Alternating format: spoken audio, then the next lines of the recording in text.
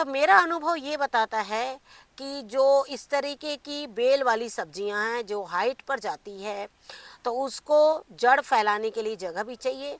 तो हम उसको कम जगह में ही ज़्यादा जड़ कैसे बना सकते हैं, तो चलिए वो मैं आपको दिखाती हूँ कि मैंने ऐसा क्यों सोचा और मैं इस तरीके से कैसे करती हूँ।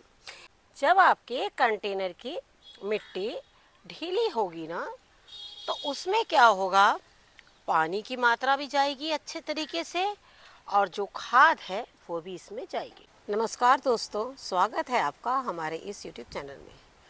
दोस्तों, आज हम आपके कुछ कमेंट्स के जवाब देने के लिए इस वक्त टेरेस पर आए हैं।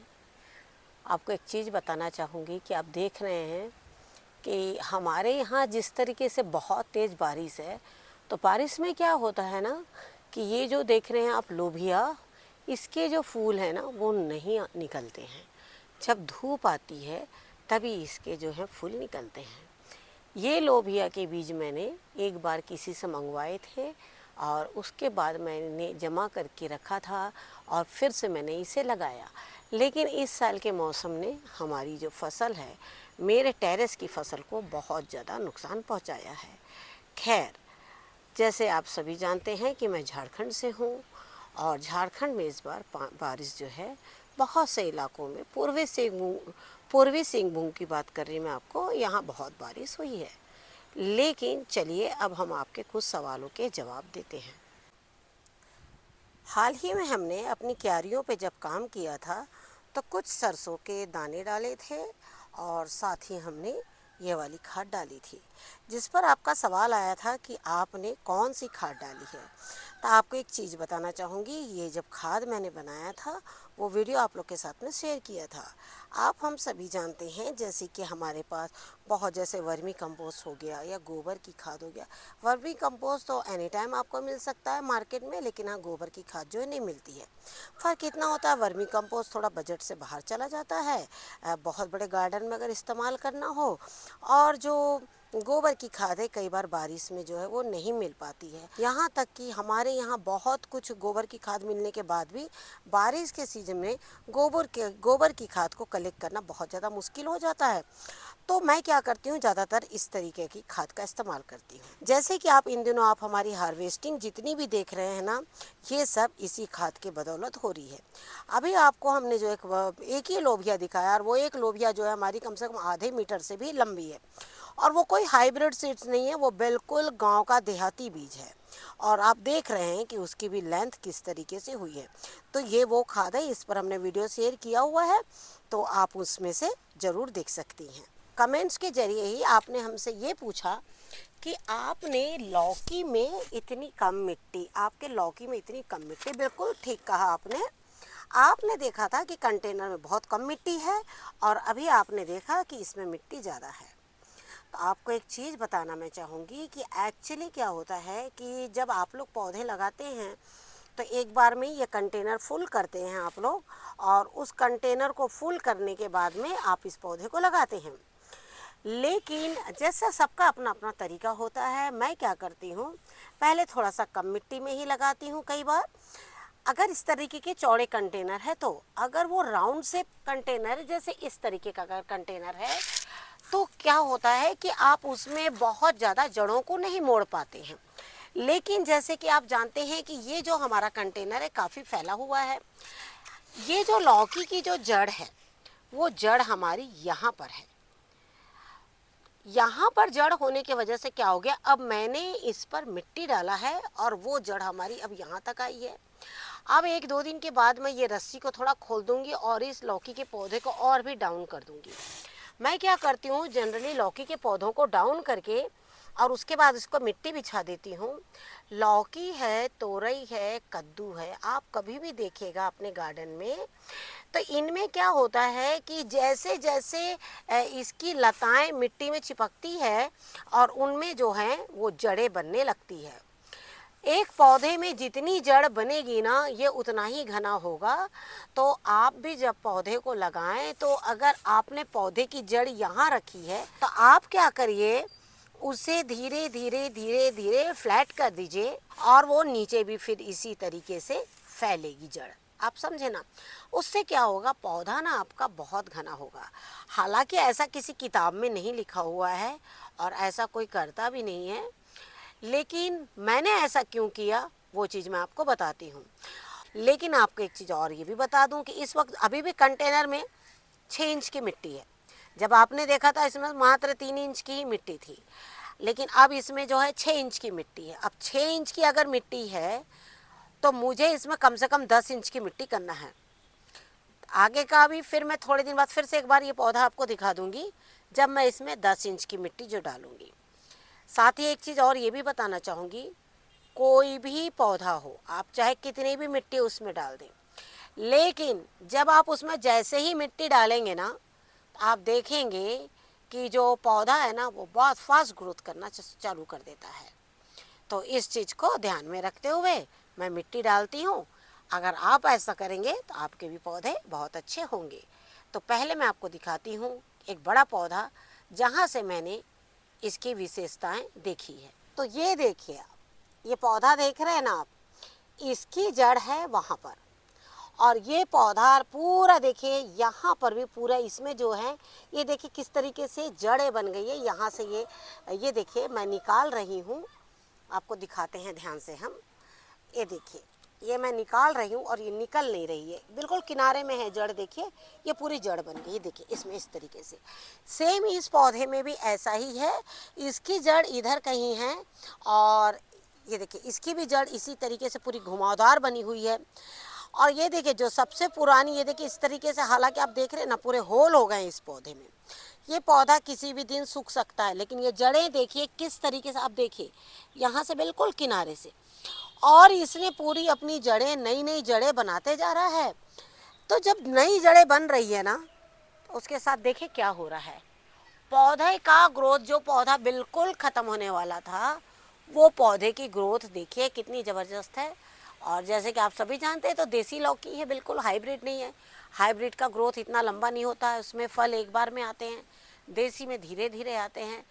और यही वजह है कि मैं कंटेनर में शुरू में कम मिट्टी डालती हूँ, बाद में पौधों को फ्लैट करके और उसके ऊपर मैं मिट्टी चढ़ाती हूँ।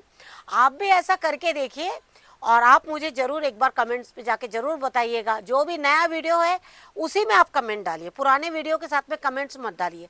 आप लोग के कोई सवाल के ऊपर में सवाल जब भी होते हैं ना तो पीछे जाके मत डालिए, क्योंकि उतना पीछे मैं देख नहीं पाती हूँ। तो जो नए वीडियोज़ है उसमें भी अगर आप मुझसे पूछेंगे इस तरह के सवाल तो मैं उसमें बता दूंगी। तो देखिए इस तरीके से क्या होता है, ग्रोथ इनका बहुत अच्छा होता है, क्योंकि जड़ें जो हैं और भी नई नई जड़ें बनती चली जाती है और पौधों को बढ़ने के लिए उतना ही मौका मिलता है। पौधे में क्या चाहिए, जड़ फैलने की जगह, जितनी जड़ें फैलेगी ना उतनी ही ज़्यादा उसमें ग्रोथ जो है उसका होगा। तो आप समझ गए ना, आप कब मिट्टी डालने का राज ये होता है।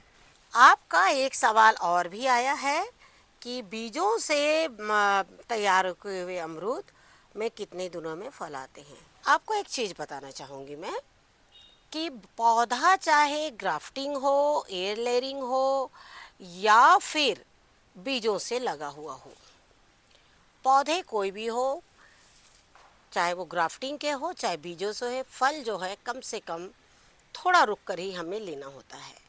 पौधा कम से कम, जैसे ग्राफ्टिंग पौधे में और एयर लेयरिंग पौधा हो, इनमें क्या है फल जल्दी आते तो हैं, लेकिन आपको एक चीज़ ये भी बताना चाहूँगी कि हम उतने छोटे पौधों से फल नहीं लेते, क्योंकि छोटे पौधे से फल लेने से बाद में फलों के पौधों का जो एक ग्रोथ होता है वो रुक जाता है।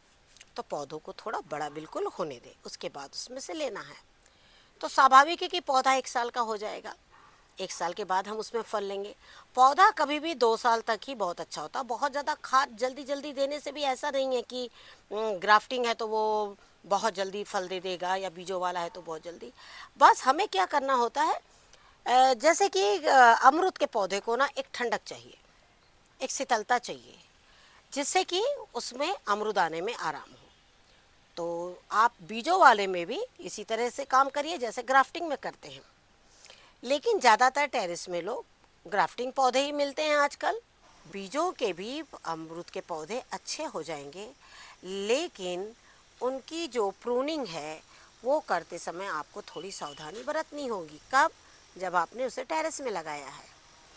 अगर आपका पौधे ने अभी फल नहीं दिया है तो हमारा जल्द ही 1 से 2 दिन में ही अमरूद के ऊपर में एक वीडियो आ रहा है और आप वो वीडियो देखकर उस तरीके से काम करिए।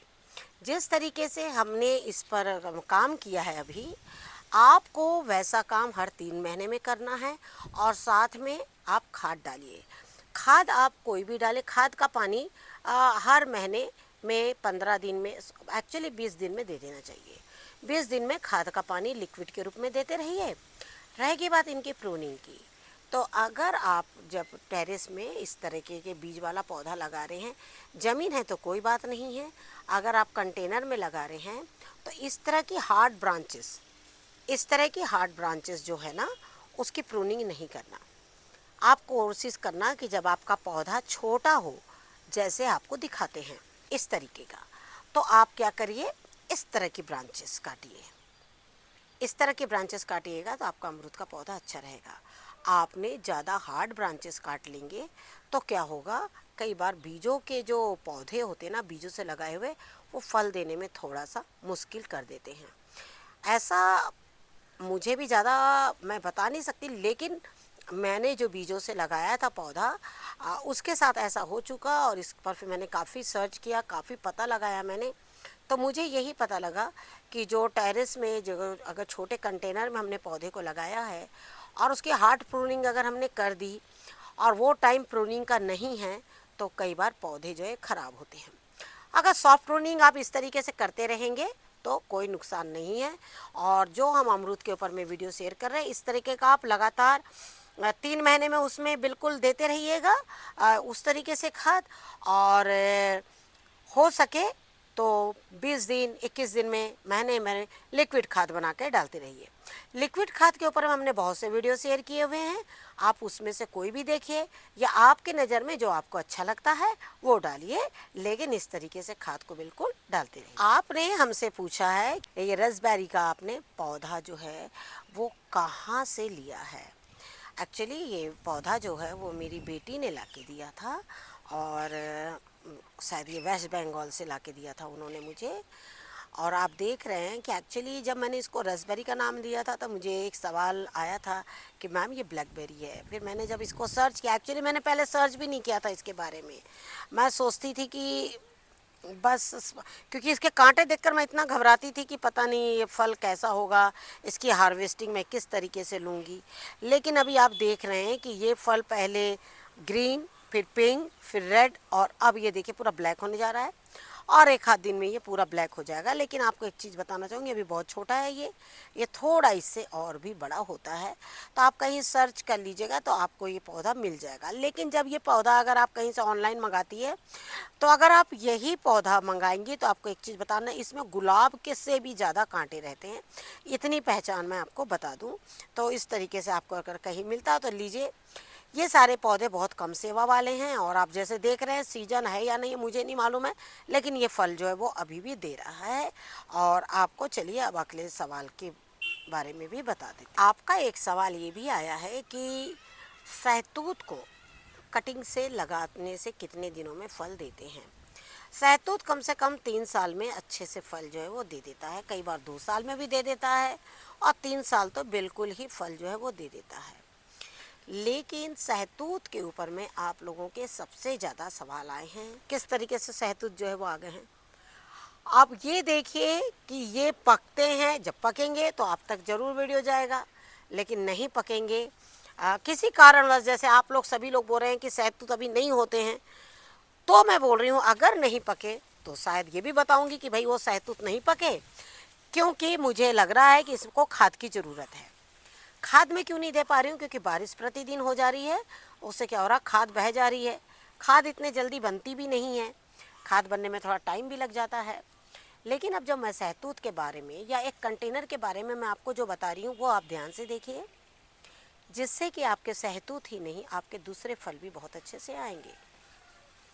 एक्चुअली क्या होता है, जब हम एक पौधा लगाते हैं, पौधों की जड़ों को देखा करिए। आप देखिए ये जड़ें, ये देखिए सहतूत की जड़ें, देखिए ये सारी जड़ें हैं इसकी।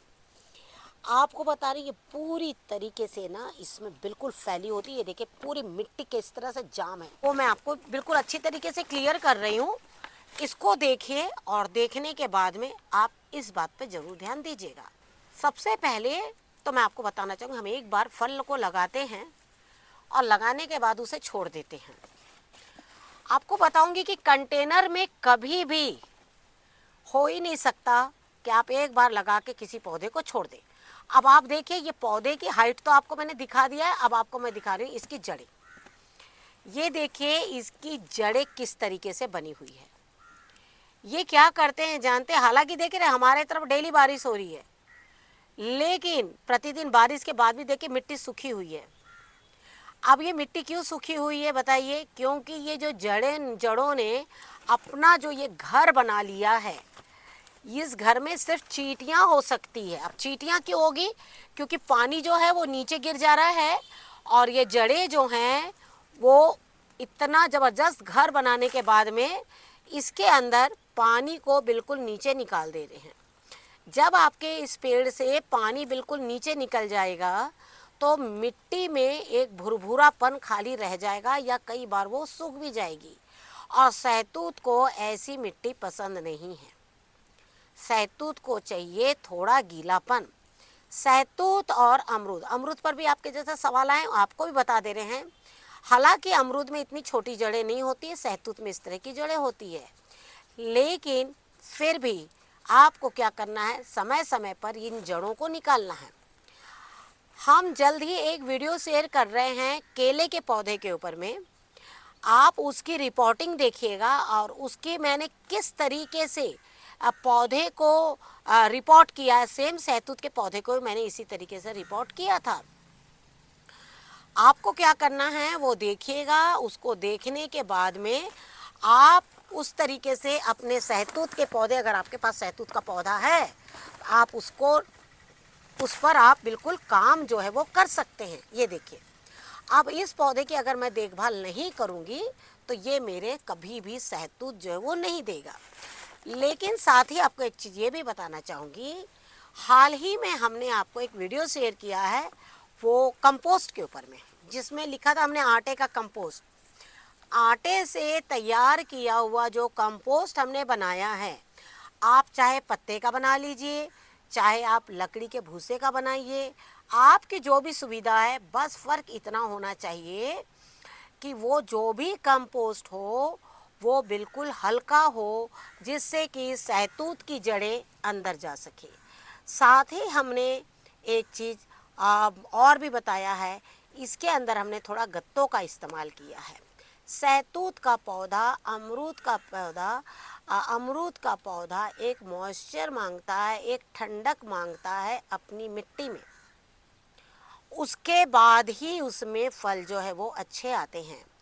अगर आपने ये दो चीज़ का ध्यान नहीं रखा कि मिट्टी बिल्कुल हल्की होनी चाहिए। अब जैसे ये मिट्टी देखिए, अभी आप देख रहे हैं, अभी तो हमारे काफ़ी सहतूत आए हुए हैं। ये देखिए, इस सहतूत में देखिए एक मिर्च का पौधा है, मैंने अब भी देखा है, क्योंकि इतने दिनों से हमारे यहाँ बारिश हो रही है तो मैंने देखा नहीं है। और यहाँ पर एक देखिए मिर्च का पौधा जो है वो आ गया है।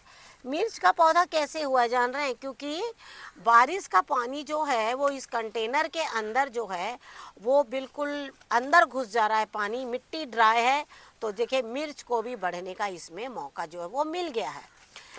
लेकिन इसमें सहतूत जो है वो अब आपके बड़े नहीं होंगे। सहतूत बड़े नहीं होंगे क्योंकि इसकी मिट्टी की अब मुझे गोड़ाई करनी होगी और गोड़ाई करके फिर इस पर मुझे काम करना होगा। ये करने के बाद ही इसमें सहतूत जो है वो बहुत अच्छे आएंगे। हमने जब इस कंटेनर की मिट्टी को चेंज किया था, ये आप देख रहे हैं, ये है मेरा दूसरा सहतूत का पौधा। ये देखिए इस तरीके से।